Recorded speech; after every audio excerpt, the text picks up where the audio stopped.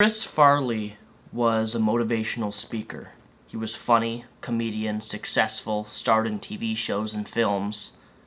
Yet his final last words were, "Don't leave me," as he was foaming from the mouth from a drug overdose in front of a prostitute. His final last words, "Don't leave me."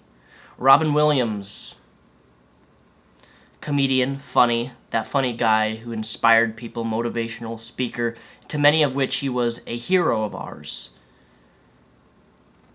Childhood memories of watching hilarious films. Mrs. Doubtfire. Dead.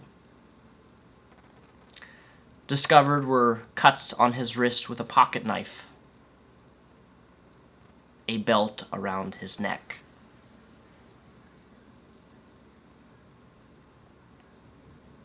Then there's people like you and me.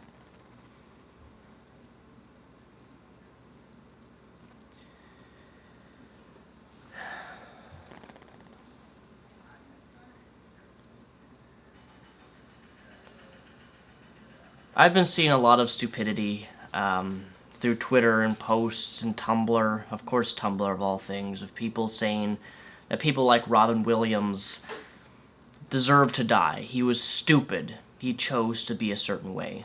He chose to live a lifestyle. He chose to be depressed, and therefore they don't blame him for killing himself.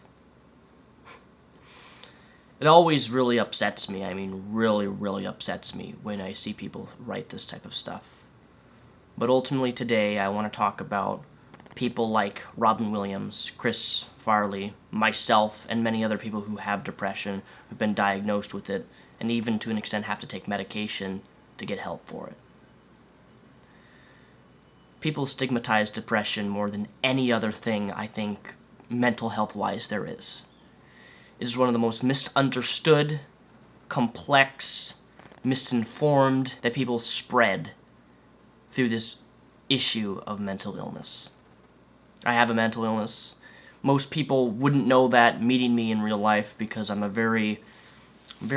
I'm introverted to an extent. I'm very shy. I'm not outspoken. I can be, depending on what I need to talk about and stuff, but in most cases I'm not very talkative. I keep to myself.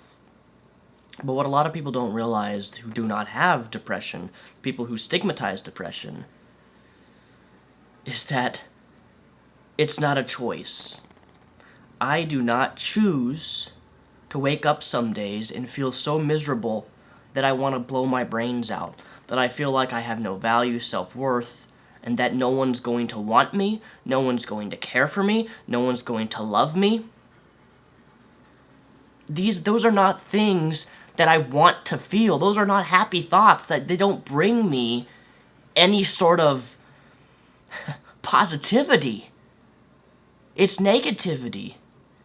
Those thoughts are destructive. They're the silent killer because for the most part, a lot of people who have these things don't speak out about it. And if they do speak up, the misunderstanding, the stigmatization starts to spread and people say, "Ha ha ha, you choose to be in your wallow of self-pity." I'm not sure if you're aware of this, people who don't have depression, but life to a lot of people is a struggle. People get physically abused. They get verbally abused, told they're worthless in a dysfunctional family upbringing. They can be sexually abused for most of their childhood. Their father could have passed away, and that child or daughter never had a father figure to look up to. So they retreat to temporary supplements, alcohol, drugs. I'm shocked at how many posts I've already seen people saying, well, Robin Williams' past was within alcoholism and pain pills and drugs, so it's no wonder he killed himself. Are you really that daft to say things like that? to not understand that people go to these things not because they want to take drugs, not because they want to become an alcoholic, but because they're struggling and it temporarily blocks the pain and temporarily blocks how we feel. Yes, they're bad for us. Yes, it creates bad addictions. But there are ways out.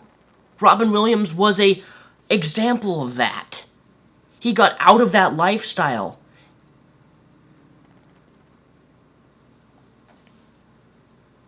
And then what did he do? He joked about his past addictions.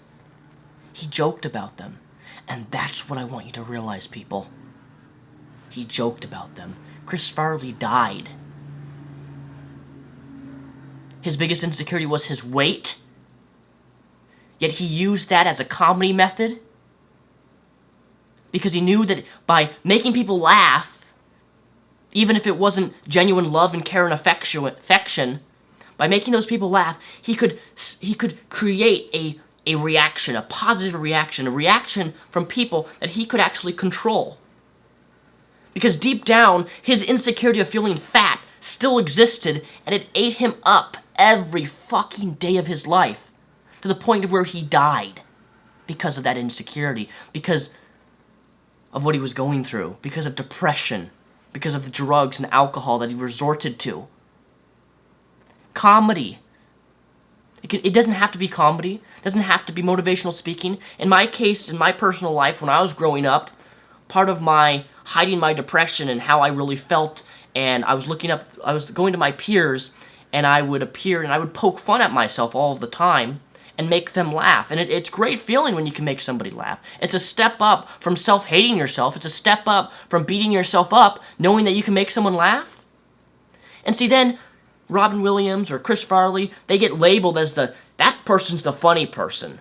But he's still fat, he's overweight, he's ugly, but he's funny. He's funny.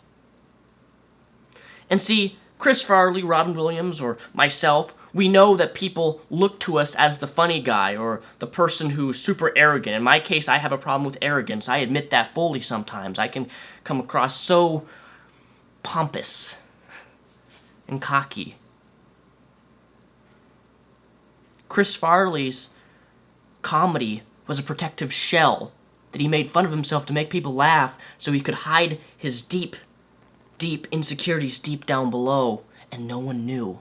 You and me, who struggle with depression, for the most part on the outside world, we create a second us. We create a false us so people can see a false us and they can identify and say, this guy's funny.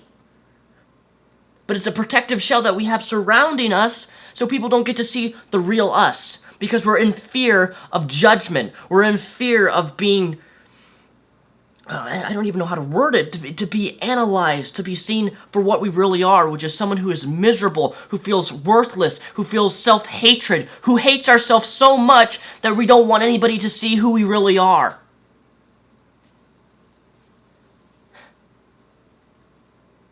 Believe me, I would know. I have my walls up almost all of the time. In fact, it almost ruined the relationship that I'm in right now, because of how my walls and shell were up so high that it took a while for her to even be able to get to see who I actually really was down deep at the surface. Because I don't like, even if it's a good part of me, I don't like showing it to people. I'd rather have the prideful, arrogant, confident, pompous man that I present myself on YouTube to be.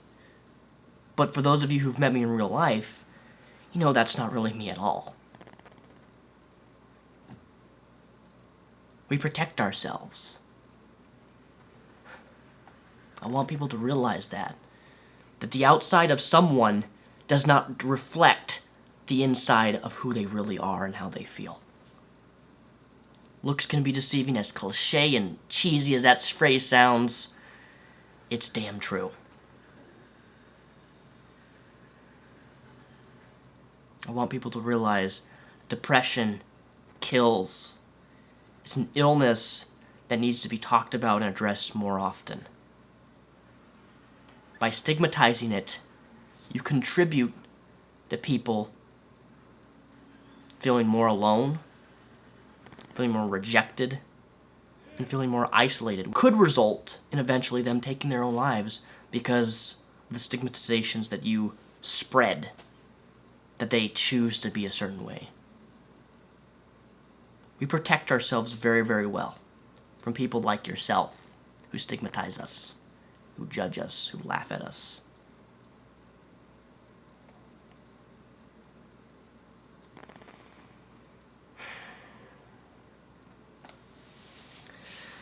I want to let you guys know that every single penny and cent that is made off of this video, I'll be donating to Anxiety and Depression Association of America.